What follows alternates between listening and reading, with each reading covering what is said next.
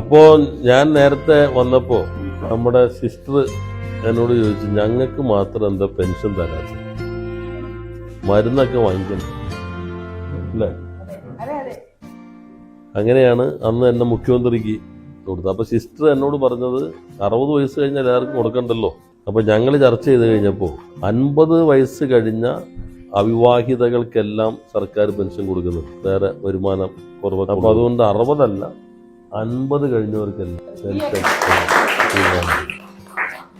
Retire ചെയ്ത ടീച്ചർമാർ അങ്ങനെയൊക്കെയുള്ള വേറെ പെൻഷൻ ഉള്ളവർക്കല്ല, അല്ലാതെ ഉള്ള സേവനം മാത്രം നടത്തി ഒരു വരുമാനം ഇല്ലാതിരിക്കുന്ന ആളുകളുണ്ടല്ലോ. ആ മുഖ്യമന്ത്രിയോട് പറഞ്ഞു. മുഖ്യമന്ത്രി അപ്പം തന്നെ മുൻകൈ എടുത്തിട്ടാണ് മന്ത്രിസഭയിൽ കൊണ്ടുപോകുന്നത്. ഒരു സന്തോഷമുണ്ട്, പൈസയേക്കാൾ കൂടുതൽ സമാധാനം, സന്തോഷം. അതെവിടെ നിന്ന് കിട്ടും? നമുക്ക് ആരോഗ്യം ഉണ്ടെങ്കിൽ, ആരോഗ്യമില്ല. അപ്പോൾ ഇതൊക്കെ ഒരു വികസനത്തിന്റെ ഒരു ഭാഗമായിട്ട് മാറിയിരിക്കുന്നു. അപ്പോൾ പ്രത്യേകം ഞങ്ങളുടെ പേരിൽ നന്ദി.